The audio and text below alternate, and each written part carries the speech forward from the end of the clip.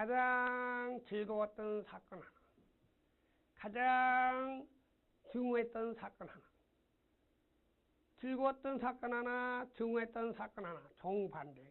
두 가지만 골라내도, 그 사건 두 가지만 딱 골라내도 벌써 수필 한 편이 휘딱 넘어가요. 그렇죠? 그래서 그 사건, 어떤 사건을 쓸 것이냐. 딱 이거 문학 노트에다 구성을.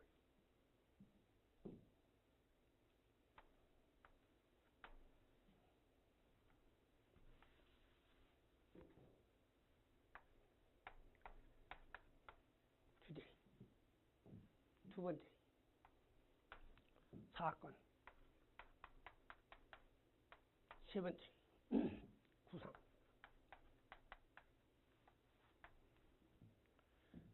자, 어머니. 어머니. 어머니와의 아주 절실한 사랑을 주제로 합니다. 또 어머니와 나와 있었던 20년간의 많은 사건 가운데 가장 유쾌했던 사건 하나, 가장 중후했던 사건 하나, 그걸 쓰겠다. 노트를 할 수 있게. 노트.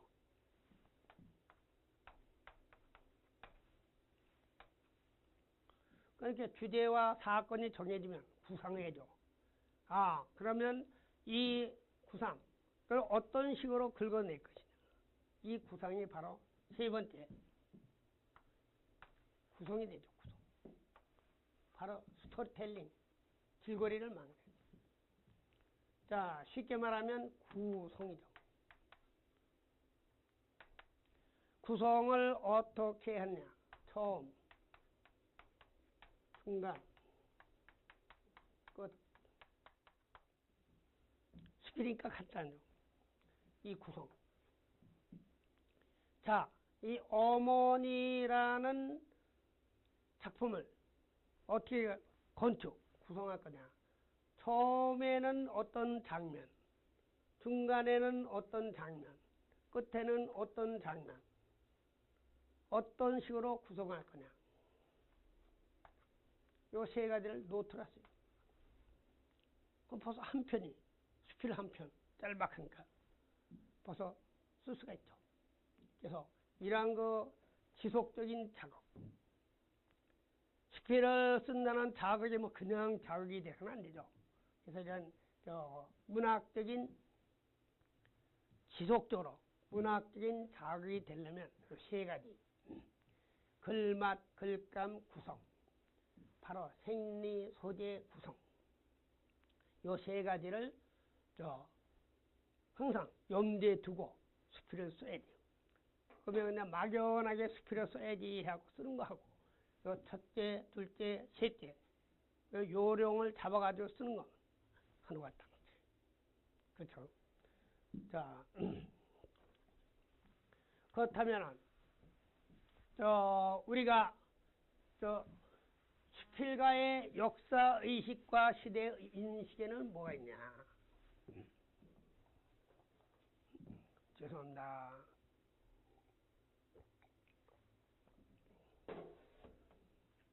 자, 그렇다면 이 수필가의 역사의식과 시대인식.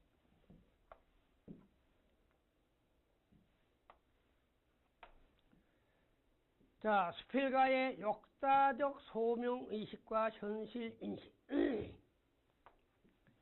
이 소명. 우리는 이제 하나님의 소명도 있고, 고타마 시달타, 부처님의 소명도 있어요.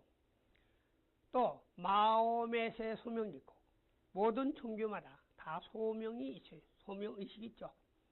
근데 그것은 종교에 대한 소명의식이고, 여기서는 이제 이 문학에 대한 소명의식. 문학 가운데 수필에 대한 그 소명의식을 말하는 거예요. 자, 수필가의 생명. 시대에 대한 냉혹한 판단력. 판단력은 비판력이죠. 우리가 이 시대를 살면서 뭐가 선이고 뭐가 악이냐.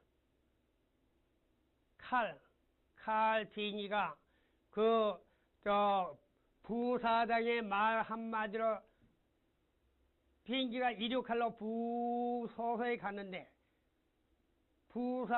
여자 부사장의 말 한마디로 비행기를 그 100몇 명이 되는 승객이 앉아있는 비행기를 돌려서 다시 제자리로 왔어. 요즘 사회 문제가 되고 있는 칼. 나는 나야. 내 말 한마디로 너는 해고시킬 수도 있고 이 비행기 이렇게 돌릴 수도 있어. 근데 그러한 것에 대한 비판력, 판단력이죠. 그 판단이 어떻게 났어요? 재판에서. 그 부사장 구속시켜버렸어요. 그렇죠? 내가 돈 좀 있다. 내가 권위 좀 있다.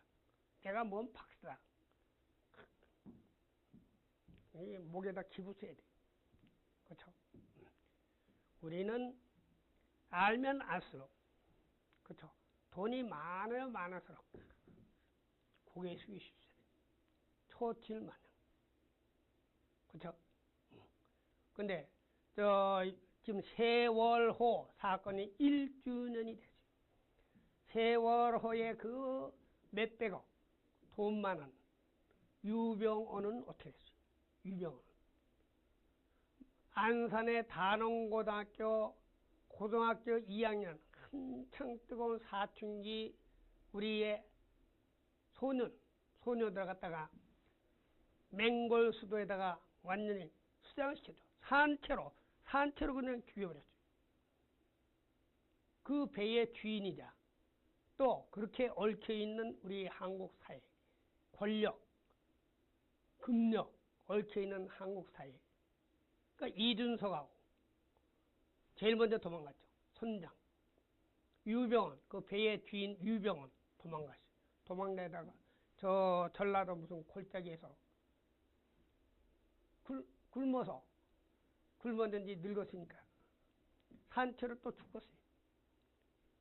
그러니까 우리가 대한항공 칼기의 부사장, 또 이런 세월호 사건의 유병헌 사건, 이런 걸 보면서 우리는 이 시대에 대한 냉혹한 판단력을 가질 수 있어요.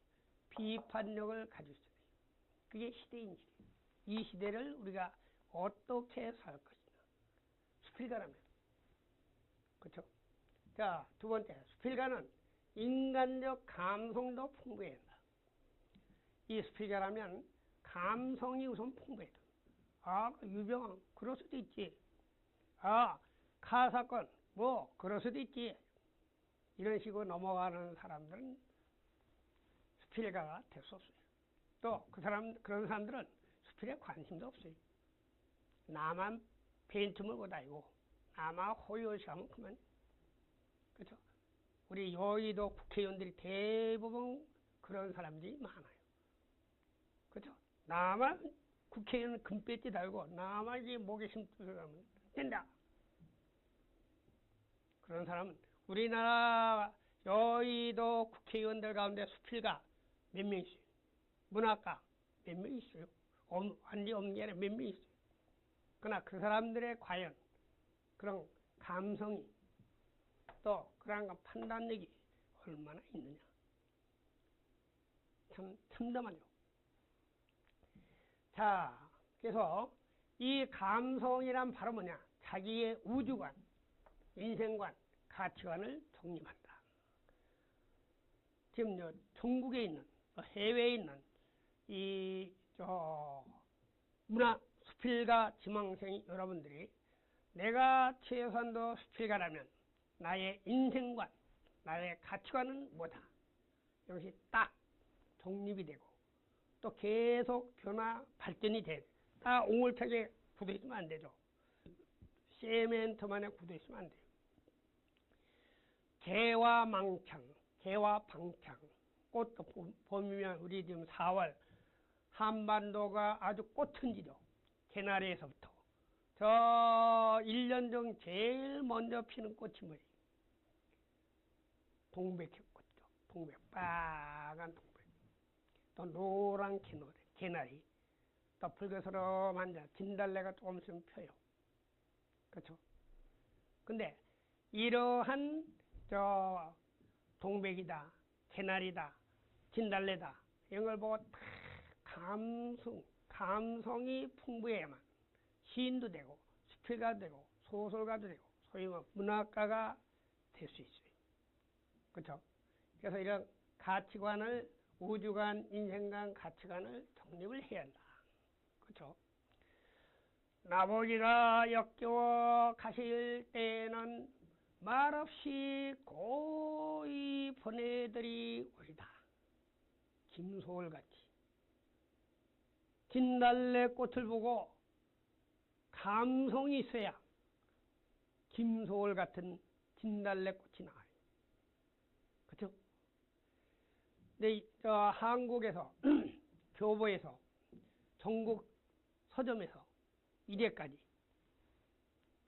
근현대 문학 이후로 제일 많이 팔린 책이 뭐예요? 성경이 성경. 그렇죠? 성경은 막 공짜로 나눠주니까 뭐 많이 팔렸어요. 그러나 유료, 내 돈 주고 산 책은 김소월 시집이 제일 많이 팔렸어요. 지금도 많이 팔리죠.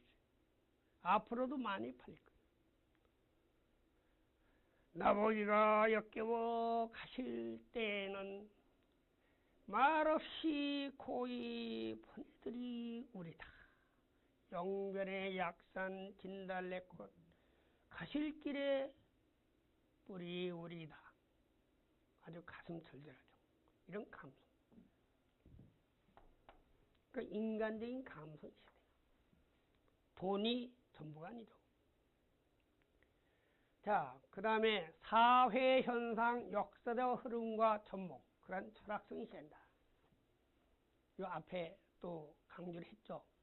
세 번째, 수필 공모 등에 적극적으로 참여한다. 그래서 자기 작품을 객관적으로 평가할 기회가 돼요. 내가 전국에서 1년 12달 공모하는 데가 많아요. 매월 있어요. 상금이 100만 원짜리부터 1억까지 있어요. 문학상에.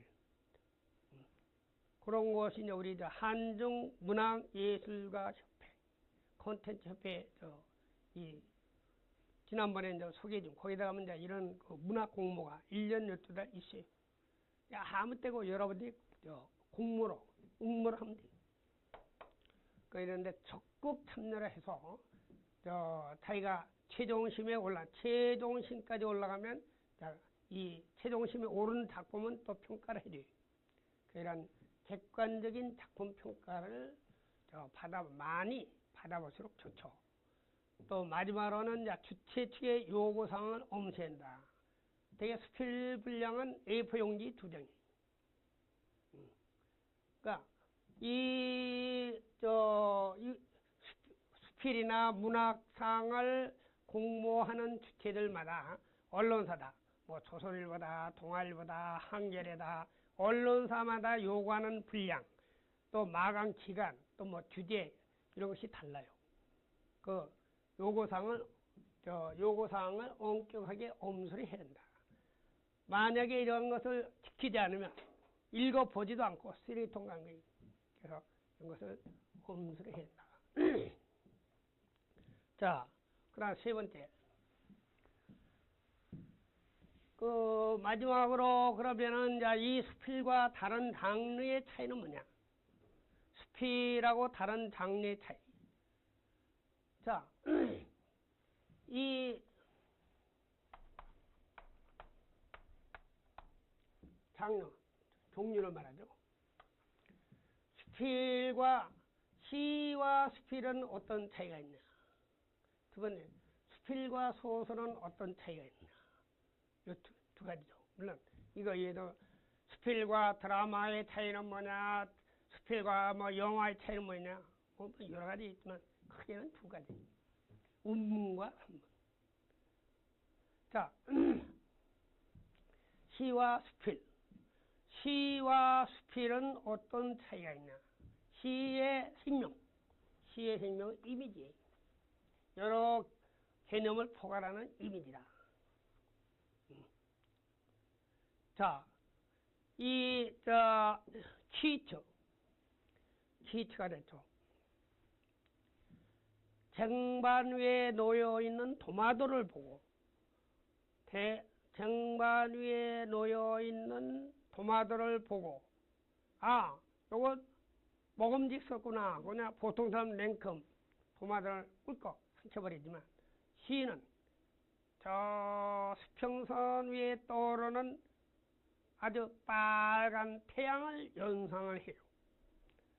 그런 정도 감성이 있어야만 시인이 될 수가 있어요. 문학가가 될 수가 있어요. 그게 뭐냐? 이미지.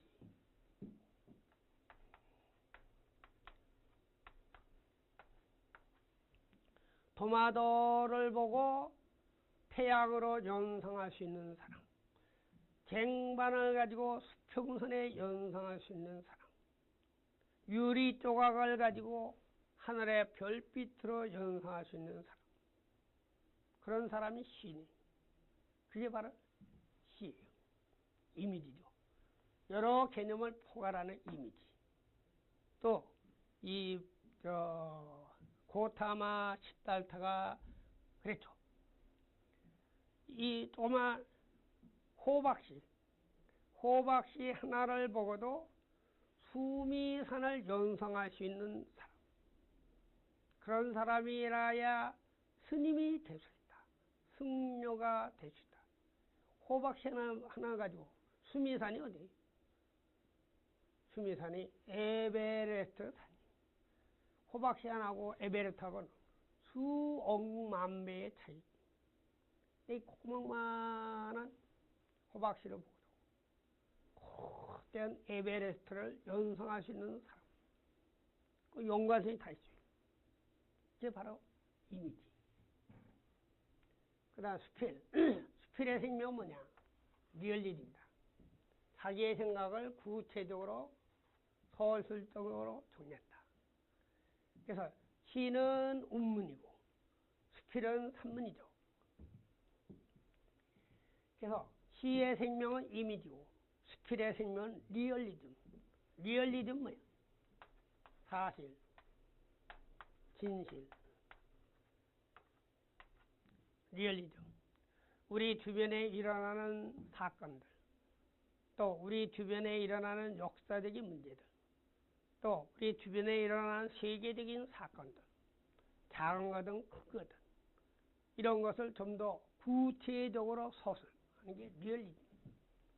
서술하되 그냥 서술한 게 아니라 거짓말로 서술한 게 아니라 사실 그대로, 사실과 진실 그대로 정리하는 것이 리얼리즘. 사실 그대로, 진실 그대로 쫙 쓰는 글이 간단해 보여요. 기사의 기사. 신문기사. 이 기사하고 수필하고 어떤 차이나? 신문기사는 사실 진실을 그대로만 쓰는 거예요. 육하원칙에서 누가 언제 어떻게 왜 육하원칙에 의해서 쓰는 것이 기사예요. 간단하죠.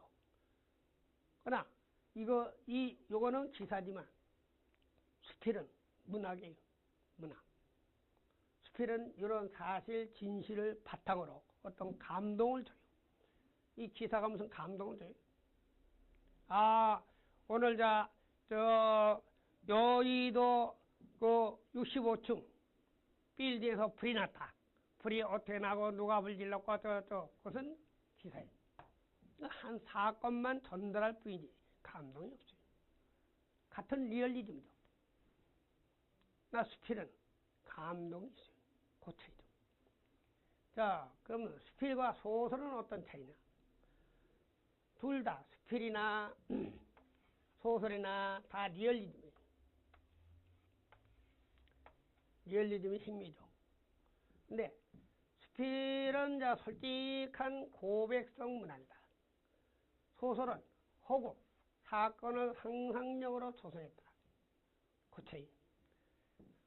수필이나 소설이나 리얼리즘이라는 대원칙이라보다 그 꽃밭은 똑같아요. 근데 피어내는 꽃은 차이가 있죠. 수필은 사실 그대로 호박씨를 심었으면 호박같이 피어나요. 진달래꽃 씨를 뿌리면 진달래꽃이 피어요. 그러나 소설은 호박꽃 씨를 심었는데 피어난 것은 또 무슨 해바라기도 피울 수 있어요. 상상력. 거짓이죠. 이게 뭐냐? 허구예요. 허, 구. 빌허자. 구성한 구자. 허구. 거짓말로 구성했다. 상상력이에요. 우리가 이제 요즘 젊은이들에게 아주 히트를 치고 있는 게 게임, 만화, 특히 만화, 아바타. 이게 다 뭐예요? 상상력이에요. 사람이 개미도 됐다가, 사람이 고릴라로 됐다가, 사람이 코끼리도 됐다가. 그렇죠? 상상력이. 거짓말이죠. 그러나 이 거짓말이 남을 사기치기 위한 거짓말이냐? 그게 아니죠. 오히려 인간을 선하게 만드는 거짓말. 당신은 암에 걸렸어. 내일 모레면 쭉 뻗을 것이요. 하는 의사하고. 당신은 암에 걸렸어. 그러나 열심히 운동하고 열심히 음식을 가려 먹으면 또 소생할 수도 있을 것이요. 진정한 의사라면 어떤 의사가 더 선한 의사?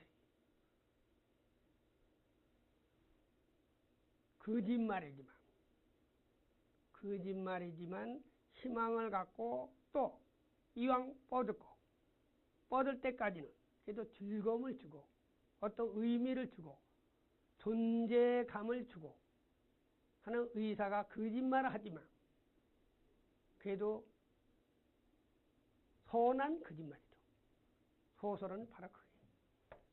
부동산 사기치고 부동산꾼들 마냥 사기치기 위한 거짓이 아니고 참을 위한 거짓. 이게 소설이에요. 이게 허구예요. 자, 마지막으로 스필은 소설로서 분석적 해설적이다. 구체적으로 말하면 스필은 자기 감정을 정서와 객관화시켰다. 스필은 자유롭게 선택 개성화시킨다. 그래서 스필은 기본적으로 뭐예요? 기본적으로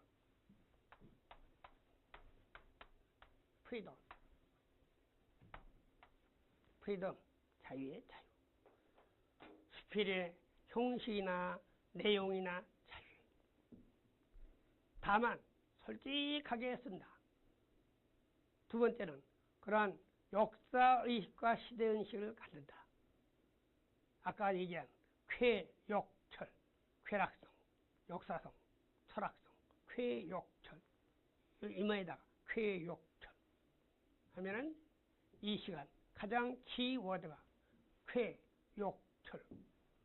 쾌역철. 이걸 염두에 두고 이제 글을 쓰시면 감동적인 글을 쓸 수가 있습니다. 자, 그러면은 오늘은 여기까지. 또 즐거운 시간을 가졌습니다. 즐거웠는지 또 지겨웠는지는 모르지만 쾌욕철 이 세 가지 키워드를 이 시간에 한번 같이 공부를 해봤습니다. 그래서 쾌욕철 이 세 가지를 휴대폰에다 메모하고 벽에다가 메모해서 또 이렇게 수필을 써보세요. 자, 감사합니다.